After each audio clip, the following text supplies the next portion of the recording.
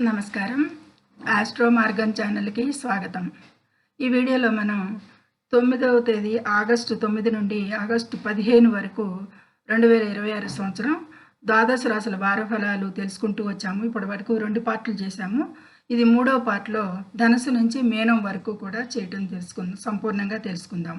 ఈ వారం ఖగోళంలో గ్రహాల స్థితి చాలా విచిత్రంగా ఉంది. ముఖ్యంగా చంద్రుడు మిథున రాశి నుండి కన్యా రాశి వరకు సంచరిస్తున్నాడు. ప్రయాణిస్తూ ఇతర గ్రహాలతో కలిపే దృష్టి యుతి సమన్వత్వానుగుణంగా వివిధ రాశుల వారికి అద్భుతమైన యోగాలు ఉన్నాయి. ఎవరికి వాహన ఆరోగ్య ప్రమాద సూచనలు ఉన్నాయి, వాటికి చేయవలసిన పరిహారాలు ఏంటి, ఎలాంటి కన్ఫ్యూజన్ లేకుండా వివరంగా తెలుసుకుందాము. వీడియోని చివరి వరకు చూడండి, స్కిప్ చేయకుండా. ఫలితాలు తెలుసుకోండి. ధనుసు రాశి నుంచి మీనరాశి వరకు కూడా అనేది చెప్పడం జరుగుతుంది. ఇక నా పేరు విజయలక్ష్మి, వేదిక్ కేపీ అండ్ నాడీ ఆస్ట్రాలజర్. ఈ ఛానల్ని సబ్స్క్రైబ్ చేయగలరు, షేర్ చేయగలరు, మిత్రులకి లైక్ చేయగలరు. మీ లైక్ మాకెంతో ఉపయోగం. ధన్యవాదములు. ఇక ధనుసు రాశి నుంచి చంద్రుడు 7, 8, 9, 10 రాశుల మీదుగా చంద్ర సంచారం ఈ వారంలో. గ్రహాల 7వ ఇంట్లో కుజుడి వల్ల జీవిత భాగస్వామితో వివాదాలు వస్తాయి. మీ రాశాధిపతి గురుడు 8వ ఇంట్లో రవితో అస్తంగతం, బుధులతో కలిసి అస్తంగతం ఏర్పడడం వల్ల ఎక్కువగా పనుల్లో తీవ్ర ఆటంకాలు ఎదురవుతాయి. మరియు పరువు నష్టం జరిగే సూచనలు ఎక్కువగా కనిపిస్తున్నాయి. 10వ ఇంట్లో నీచ శుక్రుడి వల్ల వృత్తి జీవితంలో కూడా ఒడిదుడుకులు ఎదురవుతాయి.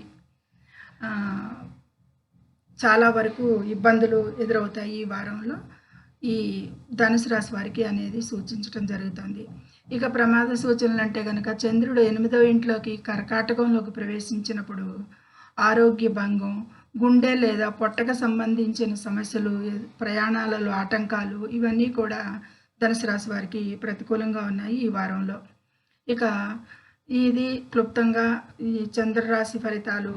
ధనురాశి వారికి ఈ వారంలో జరిగే ప్రతికూలతలకి పరిహారంగా గురువారం నాడు దత్తాత్రేయ స్వామి లేదా రాఘవేంద్ర స్వామికి ఆరాధన చేయండి. పసుపు రంగు వస్తువులను దానం చేయండి ప్రతికూలతలు తగ్గటానికి అనేది చాలా సూచించటం జరుగుతోంది. తప్పకుండా ఆచరించండి అనేది చెప్పటం. ప్రతికూలతలు ఎక్కువ ఉన్నాయి ఈ వారంలో ధనురాశి వారికి, అంత బాగాలేదు.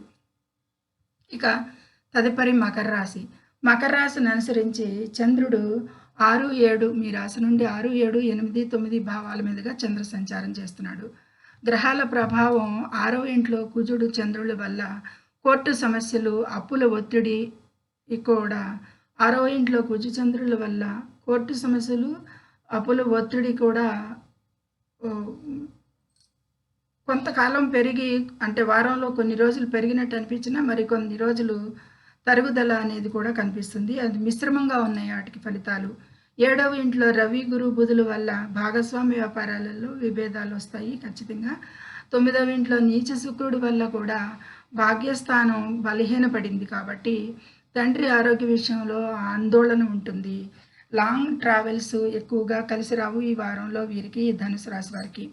ఇక మీ రాశాధిపతి శని 3వ ఇంట్లో వక్రించి ఉండటం ఉన్నాడు. చంద్రుడు వారం మధ్యలో 8వ భావంలోకి వస్తాడు కాబట్టి నీటి ప్రదేశాలకి, నదులు, సముద్రాలు వెళ్ళేటప్పుడు ప్రమాద సూచనలు ఉంటాయి. జాగ్రత్త. నీటి గండాలు కనిపిస్తున్నాయి కాబట్టి. ఇక పరిహారంగా ఈ మకర రాశి వారు శనివారం నాడు శనిదేవునికి తైలాభిషేకం చేయడం లేదా హనుమంతునికి ఆకుపూజ చేయటం వల్ల దోష తీవ్రత తగ్గుతుంది అనేది సూచించడం జరుగుతుంది. ఇక తదుపరి కుంభరాశిని అనుసరించి చంద్రుడు మీ రాశి నుండి 5, 6, 7 8 భావాల మీదుగా సంచరిస్తున్నాడు ఈ వారంలో. అంటే లాస్ట్ వారంలో 2 దినాలకి తప్పించి చంద్రుడు బలంగానే ఉన్నాడు. కొద్దిపాటి పర్వాలేదు అనిపించినా ఇతర గ్రహాల పరిస్థితి ఈ కుంభరాశి వారికి అంతగా లేదు కాబట్టి రాశిలోనే రాహు సంచరిస్తున్నాడు.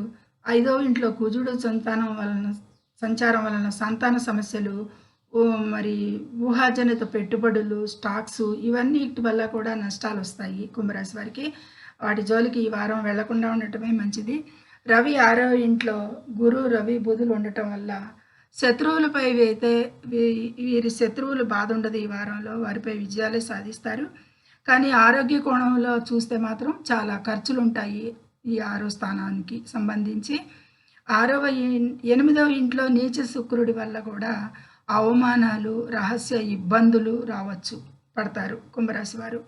ఎక్కువగా అవమానాలు, పాత విషయాలకి అవమానాలు, హస్బెండ్ ఎదురుగుండా కానీ, వైఫ్ ఎదురుగుండా కానీ, ఎవరైతే వారికి పార్ట్నర్ ముందు కూడా చాలా అవమానాలు పొందే అవకాశాలు వస్తాయి, ఇబ్బందులు. ఇక ప్రమాద సూచనలు అంటే గనక వారం చివరిలో చంద్రుడు 8వ ఇంట్లో సంచరిస్తాడు. కన్యలో నీచలో శుక్రుడు కలిసి ఉన్నప్పుడు రాహు యొక్క సప్తమ దృష్టి వల్ల ఎముకలు, ఫ్రాక్చర్స్ లేదా వాహన ప్రమాద సూచనలు ఉంటాయి.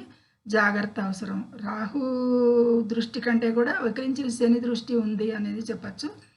దీనికి ప్రమాద సూచనలు. వాహనకారకుడు శుక్రుడే కాబట్టి చాలా జాగ్రత్తగానే ఉండాలి అనేది సూచించడం జరుగుతుంది.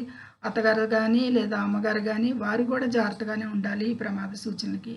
ఇక శనివారం రోజు రాహుకాలంలో దుర్గాదేవికి నిమ్మకాయ దీపాలు వెలిగించడం వల్ల రక్షణ కలిగిస్తుంది అమ్మవారు అనేది, రక్షణ లభిస్తుంది ఎక్కువగా అనేది సూచించటం.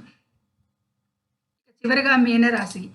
ఈ మీనరాశి వారికి 5, 6, 7 భావాల మీదుగా సంచారం చంద్రుడు ఈ వారంలో.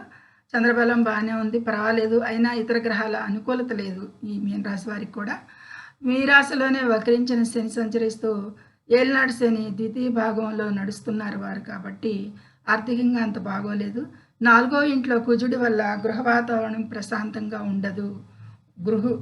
కుజుడు దూకుడు, వివాదాలకి, కొట్లాట్లకి, వీటన్నిటికీ, కోపానికి, శత్రుత్వానికి అన్నిటికీ కూడా ప్రతీక కాబట్టి గృహ వాతావరణం ప్రశాంతంగా ఉండదు.